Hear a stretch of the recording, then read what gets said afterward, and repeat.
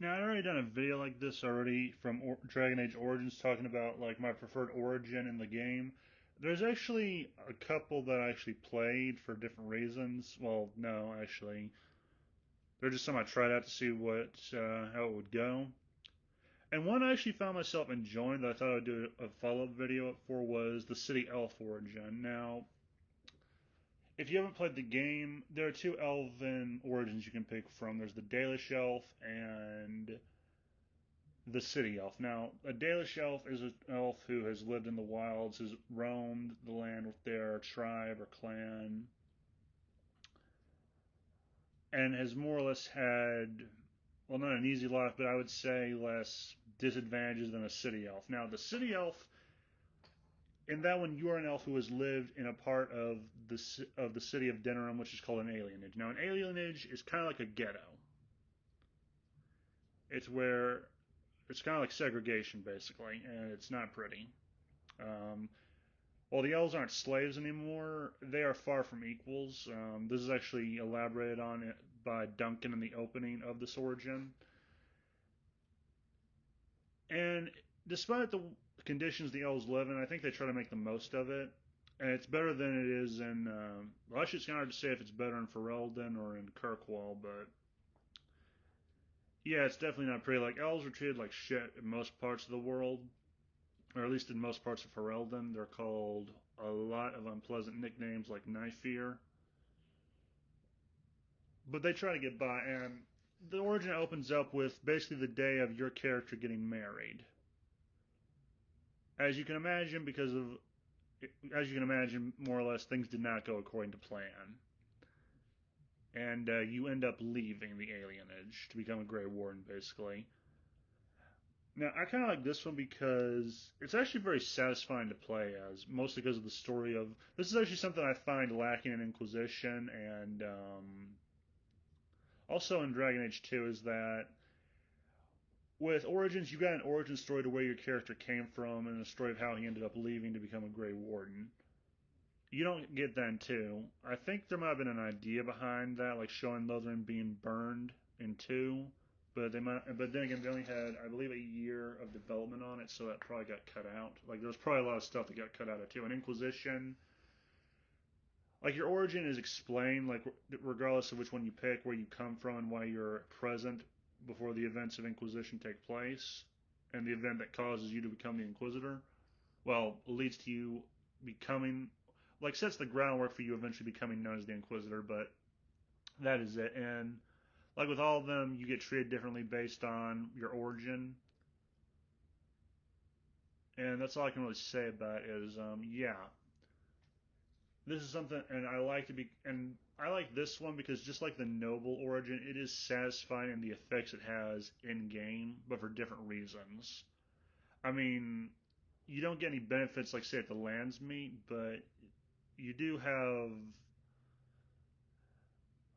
Well, the noble origin offers more, I would say, than say the city elf or the mage or the Dalish elf. And that's all I really want to say further before I move on. A Tale of Karma. That's more or less what I like to call the city elf origin because, as I mentioned before, this origin opened up on the day of you being married.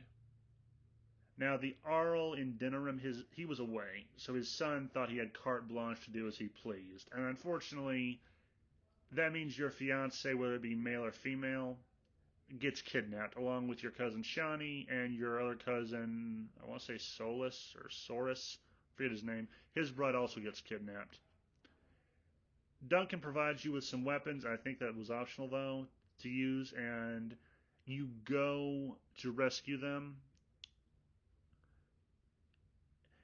And I find this immensely satisfying because I hate people who think they are above the law or can do as they please without repercussions. And I have to imagine something like this probably did happen in the past during the Dark Ages, like some lord or his son thought they could do as they please without any backlash.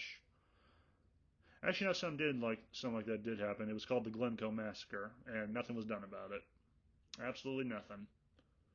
Anyway, you sneak in. You have the option of either killing the guy and his friends or making a deal with them and sell. And I think there was at one point an option to sell Shawnee into slavery, although I never went that route because I tend to take the good route. Like, despite how I may act on these videos, I'm not good at making bad decisions. Like, I do not like doing evil things. But yeah, you get to kill the Arl's son, and this leads into you basically becoming a Grey Warden. And that's all I can really say about it. Is it's a tale of both revenge and karma. That's the main appeal for me about this. Well, that and like you get to see what it's like to be an elf in the alienage, basically, or you get to see one finally snap, like they've really just had enough of the crap, or at least this one bad day really screwed them over, and they lashed out because they thought, this is too much, this is too much, and I like that. Now, at some point, the warden, regardless of his origin, they have to come to Denerim. If you are a city elf, that means you have to come back, and there is actually a connection between you and what's happening with the elves now, because the Arl who was in charge while you were still living in the alienage, I believe he is gone. He was both mourning his son, and I think either resigned from the position or it was taken by Arl Howe, a bastard in his own right, regularly a Walder Frey of the Dragon Age world or series. So your actions kind of made it easier for Howe to come in and do some shit that was unsavory.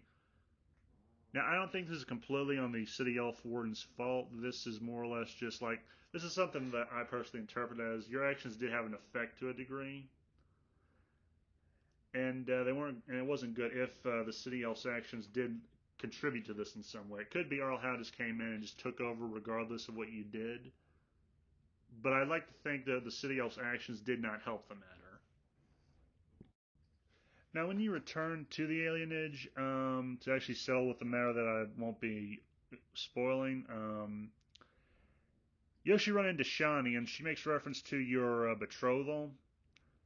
This is actually something I find kind of funny, just how the party reacts to finding out you used to be engaged to someone. Like, and he's like, "You were betrothed? You never mentioned that." And I find it kind of funny because it's like the love interest you have or the person you've romanced in the game. They're probably half expecting some angry male or female elf to come up and either bitch slap them or punch them.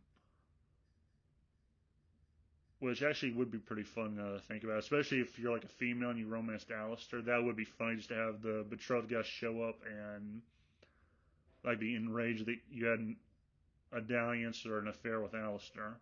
And then it turns out later that he's the king of Ferelden. That would actually be pretty funny.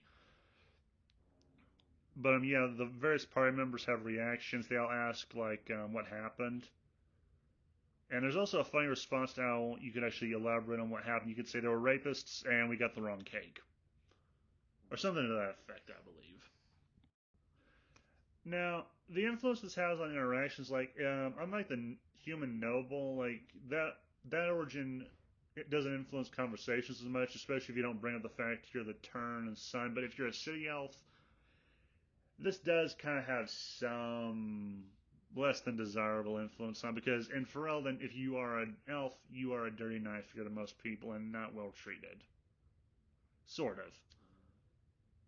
So I hope you invest in persuasion skills throughout the game because it is a bitch to do or a bitch to put up with. And that's all I can really say is it makes it kind of hard to get things done, in my opinion. That's another reason why I prefer to be the human noble because you're treated like shit less and you have less adversity. If you are a city elf, oh brother, do you have so much adversity to deal with. Like, it's not even funny the adversity you have to put up with. Well, I could be exaggerating because it's been a while since I played as that, and since I got Origins, I did play through the origin of that, but I haven't played through the game as that yet. I'm still doing the human noble route. So, yeah, that's about it. That's kind of one of the reasons why I kind of like this origin is it's like all the origins are kind of unique. I would say like I only played as the human noble, the city elf, the Dalish elf, and the mage. Those are the only ones I played as. I never played as a dwarf. I wanted to, but I never got around to it. And Yeah, like all the origins are kind of fun to play. They very much stand out in the game, and I'm kind of surprised there wasn't more of an influence that each of them has on your ability to do things or how people treat you in the game.